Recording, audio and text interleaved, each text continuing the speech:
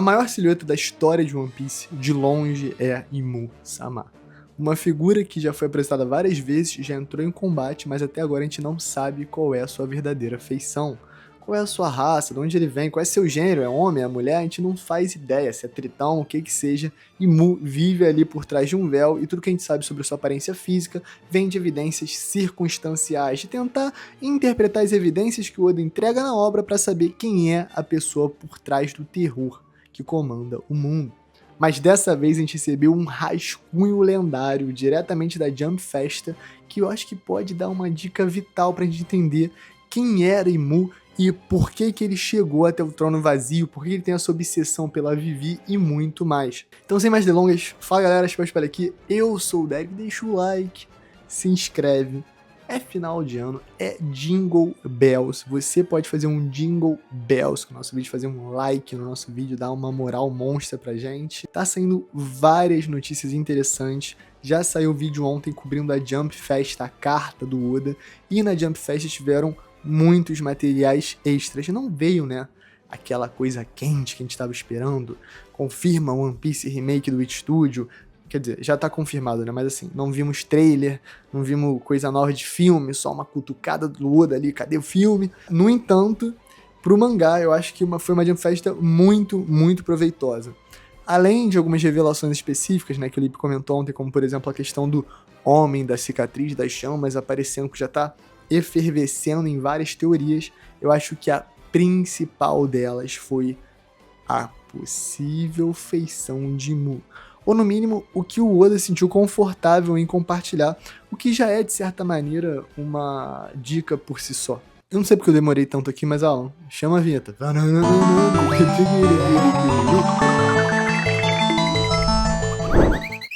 Falando do rascunho específico, a gente consegue notar algumas coisas bem interessantes. Primeiro que essas frases em japonês, elas têm um significado muito grande. São as frases que Mu proferiu falando com o Rei Cobra, falando para ele sobre como ele se sentia sobre o erro fatal da Nefertari Lili que espalhou os poneglyphs por todo o mundo. Além disso, olhando a imagem do que seria a figura de Mu em si, ou do rascunho que o Oda fez, alguns olhos ali, um nariz, um contorno, um pouco do cabelo, você pode notar que não é completamente alienígena, né? Não é um ET. Na verdade, parece muito alguém de Alabasta. Inclusive, se você olhar, lembra muito o Shaka, que é um dos guardas reais da Vivi. E a gente sabe que o Imu tem uma conexão diferenciada com a família Nefertari. Pela interação que ele teve com Cobra, pela obsessão que ele tem pela Lili, pela imagem gigante que ele tem no castelo de Pangea, essa é a maior dica para falar pra gente que agora a gente tem uma boa chance de entender que Imu era originalmente de Alabasta, talvez um rival, talvez até um parceiro, talvez até um familiar real dos Nefertari.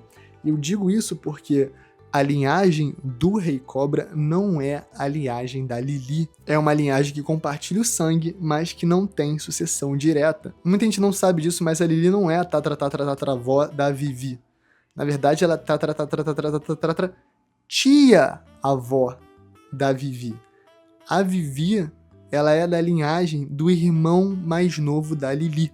Porque depois que acontece a guerra no século perdido e os 20 reinos são convidados a serem elevados ao status de dragão celestial, um deus no mundo que habita Marijoá, a Lili se recusou e fugiu. E o irmão mais novo dela, que ficou para trás, decidiu então cuidar de Alabasta diretamente, então se sucedendo uma nova família para substituir os Nefertari, e os Nefertari ficando encarregados de Alabasta em si. Lembra que eu falei que o Oda trouxe uns rascunhos bem interessantes? Nessa mesma leva dos rascunhos aí que aparece a feição de Mu, que ele lembra bastante alguém de Alabasta, também tivemos um mapa do topo da Red Line, em especial de Marijoá, da Terra Sagrada. E pela primeira vez tivemos a revelação de um bioma inédito, que também aponta para uma coisa bem cabulosa do passado, que a gente pode especular agorinha, porque faz muito sentido. Olha isso. Você vê o castelo de Pangea, vê a estrutura de Marijoá, você entende mais ou menos como funciona, tá ali no topo da Red Line, mas pela primeira vez a gente consegue observar ali o deserto vermelho, Red Desert, que o Oda faz questão de apontar. Primeira vez da história que ele faz isso, né? Por quê? E qual é a relevância de um Red Desert? Bom, para começar, o óbvio, né? Qual é o bioma mais comum de Alabasta? é o deserto. A gente sabe que as areias de Alabasta eles são muito inspiradas no Saara, no Egito Antigo, nas pirâmides, e carrega toda essa mitologia, toda essa ideia aí de um país em um lugar árido. Ao mesmo tempo, a gente tem uma noção de que a Red Line não é um deserto. Tem nitidamente ali uma característica mineral sólida, como se fosse realmente uma coisa tipo um Grand Canyon da vida, uma rocha que não forma areia. Ou no mínimo não é uma formação de areia como se fosse um deserto, como se fosse um grande Saara da vida, não tem nada a ver. Mas ao mesmo tempo, a gente tem que olhar por outro lado. E Mu teve muito tempo para mudar o mundo. Inclusive tem várias teorias de que tudo que Mu e o governo mundial, tudo não, né, mas grande parte do que o governo mundial tem hoje em dia são resquícios do Reino Antigo. Talvez o castelo de Pangea fosse o castelo do Reino Antigo e aí mudaram, né, completamente os símbolos, né, as origens para fazer essa roupagem governo mundial. Mas isso é até uma coisa bem comum na vida real. Por exemplo, quando os conquistadores espanhóis chegam e entram em conflito com os nativos, seja do Império Inca, da vida, Azteca, ou enfim, por essas regiões, foi muito comum que depois que eles ganharam militarmente, eles pegassem os templos e não é que enterrassem os templos, mas construíssem por cima dos templos igrejas, símbolos cristãos, ou enfim, da religião que eles estivessem defendendo no momento, catolicismo e tudo mais. E aí, séculos depois, os arqueólogos foram e descobriram muitos templos maias, incas, astecas, por baixo dessas construções, algo que não era imaginado possível, mas que eles descobriram depois de um tempo que era real. O governo mundial pode estar fazendo exatamente essa mesma coisa com o Reino Antigo. E por que na Red Line você tem um Red Desert? Porque o obcecado do Imu, obcecado pela Lili, talvez tenha mandado recriar o bioma da sua terra natal, né? Onde tem Marijoá também vai ter um deserto vermelho, porque aí quem sabe Mu não vai lá visitar, olhar as areias, lembrar do passado, ou pior ainda, a gente sabe que ele é completamente obcecado, né, pela Lili. E se era uma espécie de um presente para Lili um dia que ela voltasse? Ou pior, um presente para Vivi, se ele conseguisse seduzir, convencer ela a estar do lado dele e tal, porque essa obsessão não é normal. A gente viu ali também que o Imu tem no Salão das Flores, na Sala Fantasma, chame como quiser, a imagem da Vivi. Ele é obcecado por ela. Tem Estrela Roxa, tem Barba Negra e tal. Luffy, personagens que têm conexão com o Joy Boy, com Teach, uma arma ancestral, mas e a Vivi? Obviamente a conexão com a Lili, porque ela é a futura rainha de Alabasta, ainda mais que ele lambeu cobra. Lambeu cobra. Então o Oda não dá ponto sem nó. Ele me apresenta junto um rascunho que dá nitidamente as características de um personagem de Alabasta para esse rascunho do que ele pensa que é o Imu, e ao mesmo tempo ele revela um mapa de Marijoá, e nesse rascunho desse mapa de Marijoá você tem um deserto vermelho, gente, não tem como. Eu trouxe recentemente no canal uma teoria de que Bug vai se tornar Deus do mundo. E uma das bases dessa teoria é que o Bug tem sim uma linhagem política legítima para fazer essa chamada, que é a linhagem dos Nefertari. Não pelo caminho do irmão mais novo, que é o caminho da Vivi, e sim pelo caminho da Lili, da irmã mais velha que fugiu e que espalhou os poneglyphs. Talvez até a Barabara no Mi tenha alguma conexão aí. E por que isso é relevante? Porque a Lili ter fugido, né, e ele não saber exatamente o motivo, tanto que na conversa com o Rei Cobra lá no capítulo 1087 ele tá, não, se foi um erro mesmo, se não foi um erro, não, foi um erro sim, então, não, foi de propósito e tal. O Imu, ele vai e volta no assunto, ele tem muita certeza sobre tudo, mas nesse assunto ele parece que fica desconcertado ali, fica excessivamente nervoso, tenso, talvez até um pouco humilhado. Eu acho que o ponto é esse. Se a Lili escapou da aliança dos governos, se a Lili conseguiu espalhar os poneglyphs, muito possivelmente a Amazon Lily era um lugar que ela fundou para se proteger e proteger outras pessoas das garras de Mu. E se Mu é um taradão, a Amazon Lily ser a ilha das mulheres guerreiras que tem que escapar desse terror que vive no Mar Central faz todo sentido. E é possivelmente aí a linhagem do Bug, talvez uma das cujas do passado, que também tem uma conexão com a Lili, seja a mãe do Bug. Então o Bug no futuro vai ser o deus do mundo, porque ele não é da linhagem do Imu. Seria como se o herdeiro legítimo da Lili assumisse o trono depois de séculos de injustiça. Então, tendo todo esse enredo relevante aos monarcas antigos de Alabasta, você pega e bota em Mu, com essa cara, bota o Deserto Vermelho em Marijoá, e sabendo que a Red Line não é um ambiente desértico, não, tudo bem que a geografia de One Piece pode ser whatever, mas realmente dá a impressão que ele mandou fazer um deserto, ou ele se assentou em um lugar específico ali próximo a esse deserto, porque ele queria lembrar a nostalgia e tudo mais.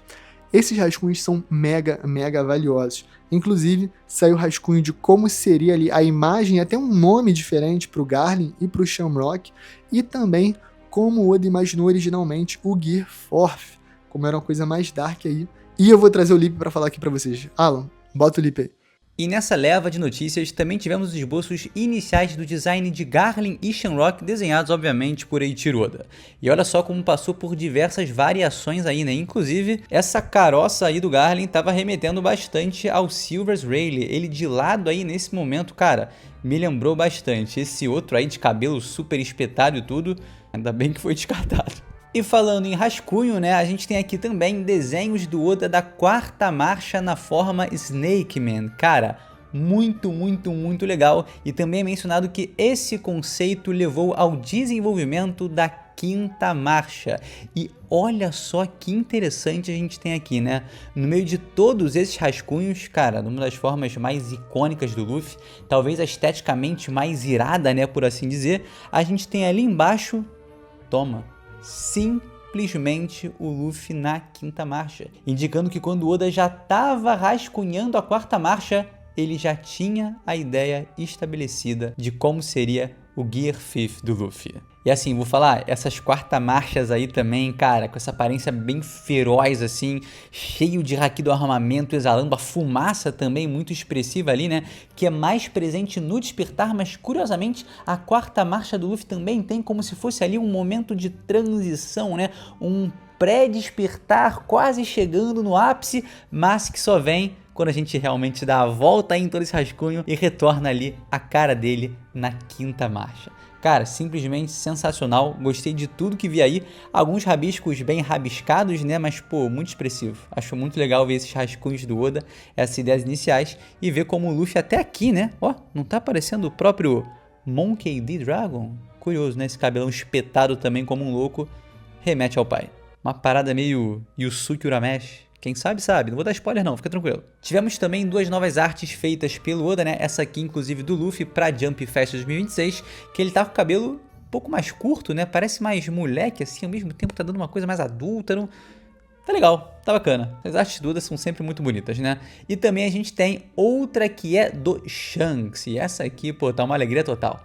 Tá ali escrito King, e você poderia pensar que esses kanji aí, katakana, hiragana, significa o quê? Rei dos piratas. Significa o quê?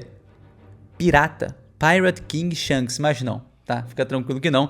Isso aqui, na verdade, é um torneio de conhecimento de One Piece que o ganhador, no caso, ganhou esse desenho espetacular e eu vou abrir o meu coração para vocês. Como eu gostaria de participar de um torneio desse, cara, ia ser bom demais, maravilhoso, eu adoro quiz, eu amo One Piece, sou apaixonado.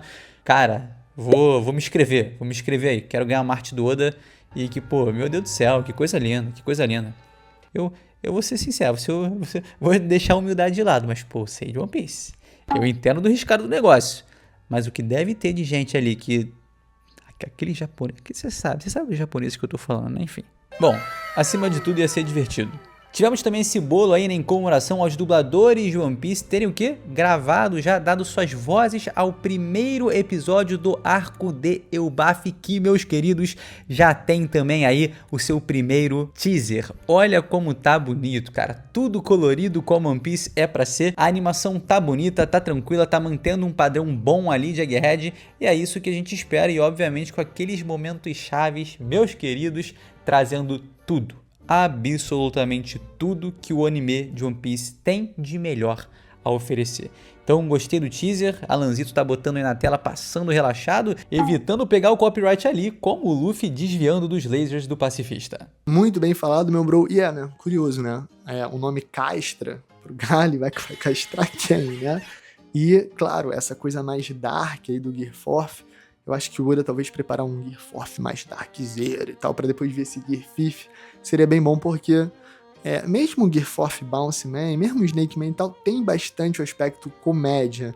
Eu acho que se ele fizesse esse 180 com mais força ainda, tipo assim, One Piece está ficando dark, é o Dark Deco, é o Dark Luffy, ele é evil, ele só que mata e bate. E aí volta pro Gear 50 e a galera fala, meu Deus, não, what the hell, One Piece ficou maluco e tal. Mas é isso, né? Esse é o mangazinho do pirata que estica, o melhor mangá de todos. E de resto tem muita coisa aí, essa Jump Festa mostrou muita coisa, ainda tá devendo o Wit Studio. Não falamos ainda do The One Piece, ainda tá faltando um trailer do remake, ainda tá faltando uma atualização, tá faltando o filme de One Piece, que a gente ainda não sabe quando é que vai sair, mas que o Oda falou que já tá em produção ali, deu essa ideia, talvez meio de 26, talvez meio de 27, talvez, é possível. Teve bastante coisa live action, né, cena nova com a Nami, com o Chopperino, foi bem fofo. 10 de março, né, tamo animadaço. E é isso, galera. Dark Luffy, Figarland Castra, ia ser o nome do Garlin. Shamrock também bonitão lá, até nos rascunhos. Cara, o Imu é de alabasta. Tô quase certo disso. Então é isso, galera. Deixa o like, se inscreve, comenta o que você achou do vídeo, comenta o que você achou das revelações de Jump Festa. Um beijo, um queijo, galera, e valeu!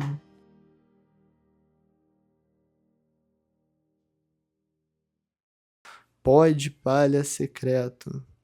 Gente, nada como pegar um solzinho, né? Nada como curtir um sol. Eu sempre falo que eu tenho os 4 pilares para ser feliz na vida. Os 4 pilares são: pilar número 1, dormir bem. Você começa dormindo bem. Pilar número 2, comer bem. Se tu essa tua alimentação, easy money, cara. Isso ajuda muitas coisas. Se tu comer, tipo assim, café da manhã, almoço, lanche, jantar, cara, você tá melhor que muita gente. Pilar número 3, exercício físico. Já dizia o grande doutor Áuzio Varela: se você não tem 45 minutos no seu dia para se exercitar, tem uma coisa errada com o seu dia. E o pilar número 4, não tão, quer dizer, tão importante quanto todos os outros pilares, socializar. Ah, Derek, posso só ficar no Discord com os amigos? Cara, até pode, mas de preferência socializar em pessoa. Vai na padaria, chama um amigo pra ir na praia, chama um amigo pra ir, entendeu? Comer uma parada, dá uma voltinha, compra uma cartinha de Pokémon, vai ver um One Piece. Socializem, galera. É isso, gente. Feliz Natal, um beijo, um queijo, valeu!